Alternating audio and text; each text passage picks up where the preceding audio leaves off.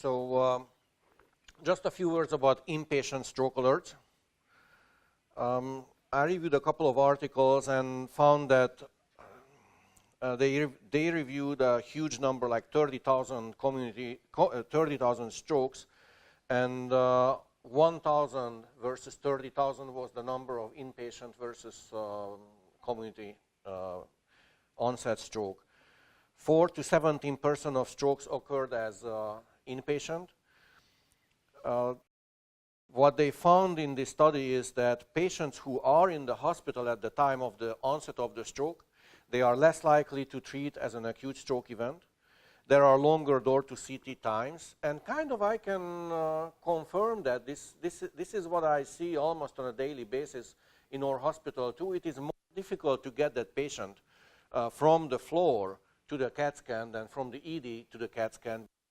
ED to the CAT scan is much more like an automatism, and the other one is first of all, I dislike when there are 25 people in the room.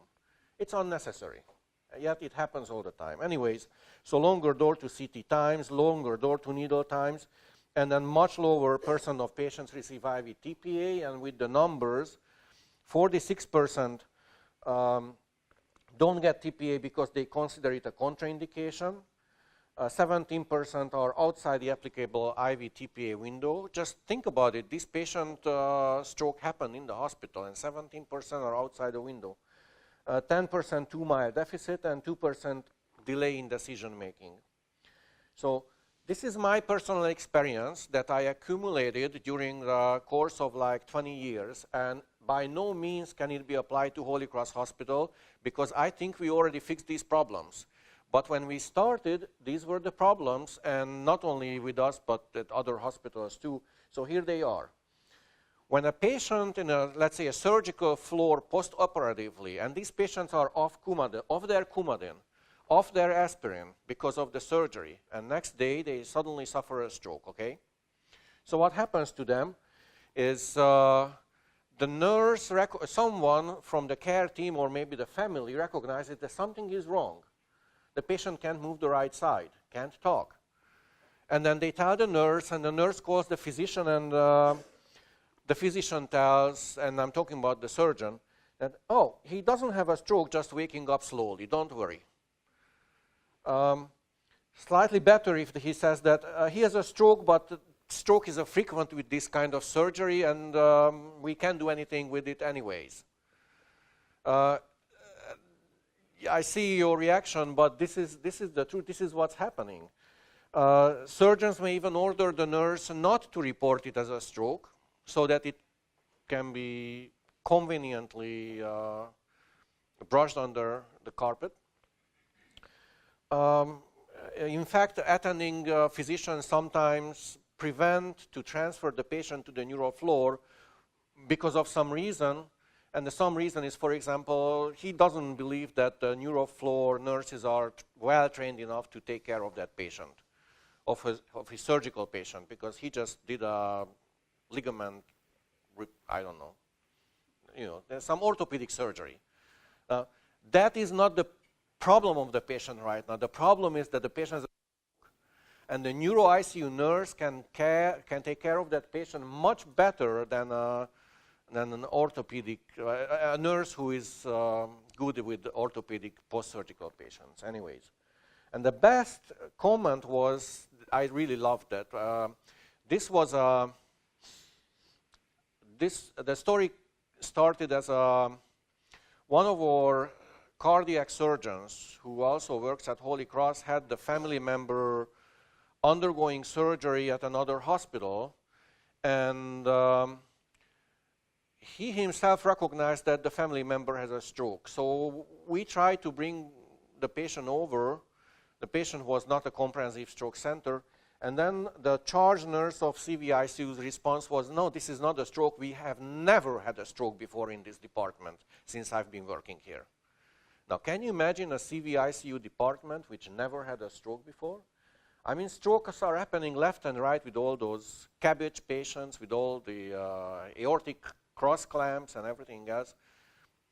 they should know that strokes are happening. So I just love that response.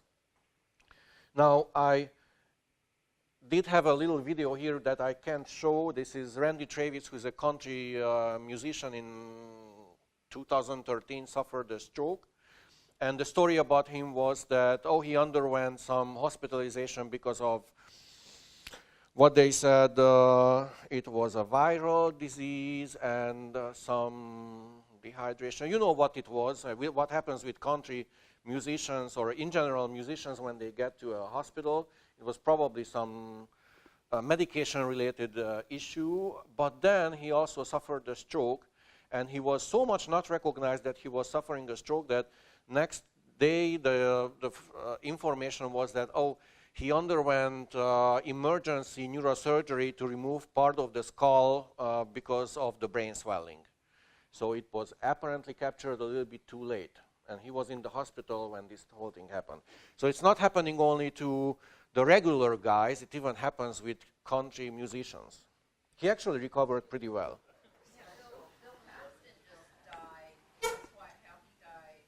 He had, I think, aortic surgery or aortic aneurysm. He recovered from this, and he even, I could find on YouTube some videos when he's singing after this stroke happened to him like a year later. Oh, sorry. In a stroke after he had a cardiac surgery. So this is Holy Cross Hospital to improve in-hospital stroke care recognition. Of course, we train the nurses, all of them, what is stroke, and that we can actually treat stroke. It's a false information that stroke can't be treated, which is actively spread by some of the physicians, was spread actively by some of the physicians in the hospital. And establish an environment where nurses who recognize the stroke, they are acknowledged and not punished. Because it used to be the opposite, okay? So now, since then, we have a tremendous number of stroke alerts at Holy Cross Hospital. I'm actually of it because approximately 30 to 50% are true strokes.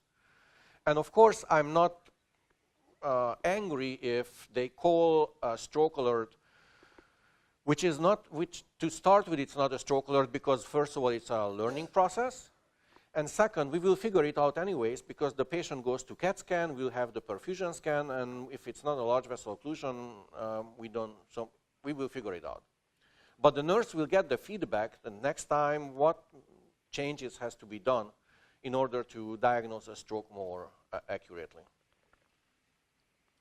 What I figured with inpatient stroke alerts when they are really try to be good, then they decide something is wrong with the patient.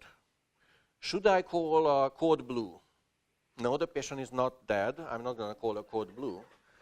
What should I call? Oh, I will call a stroke alert because they will be here really quickly. And then we are there pretty quickly. And the patient will get the CAT scan of the brain very quickly. That's true. So at our hospital, approximately 20–30% of all strokes are inpatient strokes today. A fast positive rate is less than 50%, and if positive LVO and LVO is diagnosed, then the patient goes to the cath lab. Usually these patients are, it's true, they are not eligible for IV TPA because they just underwent some surgical procedure, some major surgical procedure. Thank you.